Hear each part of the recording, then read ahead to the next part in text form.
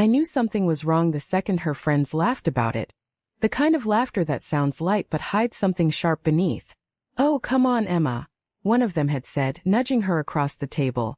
"You've always said if Daniel ever messed up, you've got your backup lover ready to step in." The table erupted. I laughed too.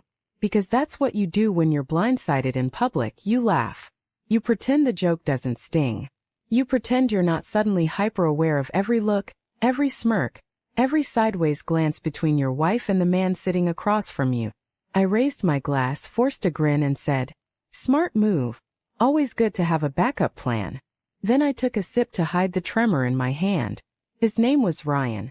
He'd been around for years, part of our circle, the kind of guy who shows up early to help set up the grill, always knows where the wine opener is, always remembers your birthday. I used to like him. He was funny, dependable, easy to talk to. I even asked him to be my best man at our wedding. Maybe that's what burns the most, that I trusted him like family. After that night I couldn't unsee it. The way she looked at her phone and smiled softly to herself. The way she'd tilt the screen away when I walked into the room. The way she laughed a little too easily when he texted in the group chat. It wasn't proof, just static noise of paranoia, but it ate at me. I tried to shake it off.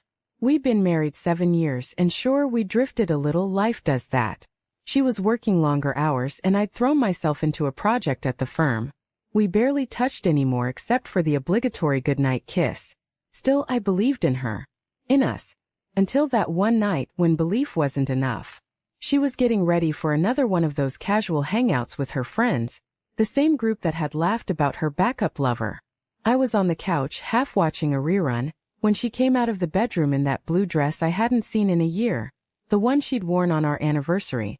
"You look beautiful," I said. She smiled faintly, adjusted her earring and said, "Thanks. Who's going tonight?" I asked, pretending it was casual. "Oh, just the usual," she said, slipping her heels on. "Sarah, Megan, Ryan." She stopped just for a beat too long. My heart did that quiet twist. "You okay with that?" she added quickly, half laughing like she was daring me to make it a thing. "Why wouldn't I be?" I said, smiling through my teeth. "He's your backup, right?" She froze, mascara wand halfway to her lashes. "Daniel, it was a joke." "Yeah," I said softly. "I know." She left without kissing me goodbye. That night I couldn't sit still. I kept checking my phone, scrolling through old photos of us. Vacations, Christmas mornings, her leaning against my shoulder, my arm around her waist like I could protect her from everything. I wondered when exactly I'd stop being enough. At midnight, she still wasn't home. I texted, "Everything okay?" No response. I waited another hour before I called. It rang twice, then went to voicemail. Around 1:15, I heard the car pull into the driveway. I didn't move.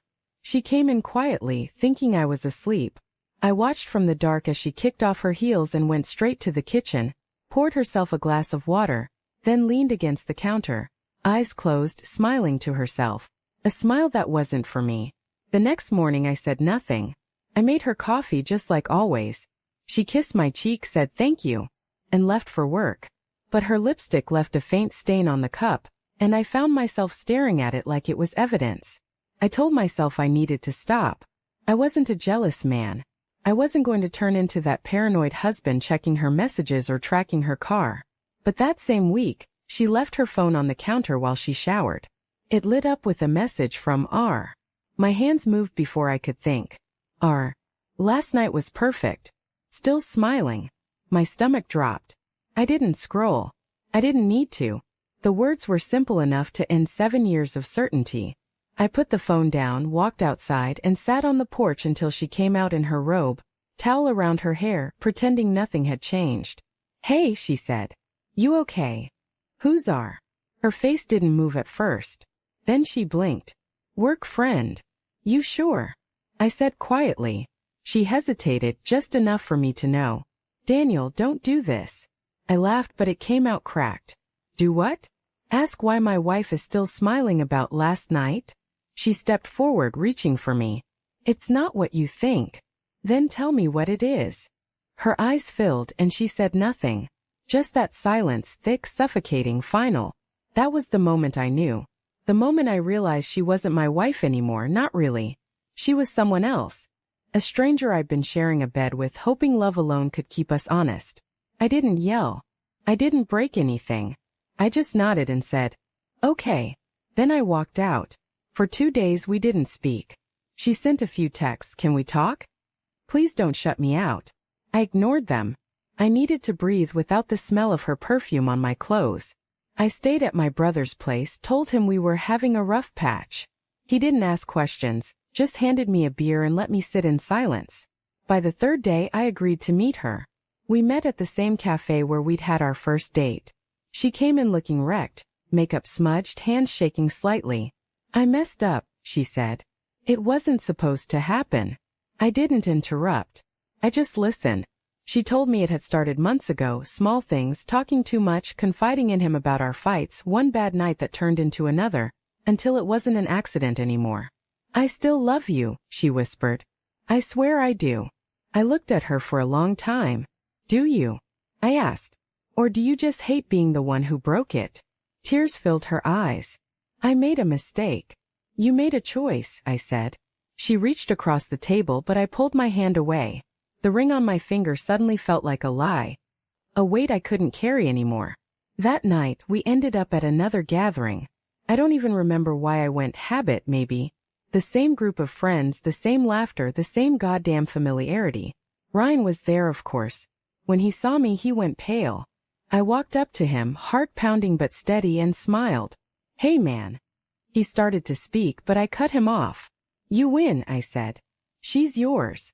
Then I slipped off my wedding ring and handed it to him.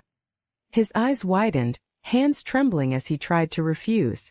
But I just pressed it into his palm and said, "Smart move, right?" The room went silent. I didn't wait for an answer. I turned and walked out into the cold night, the laughter dying behind me. I drove without knowing where I was going.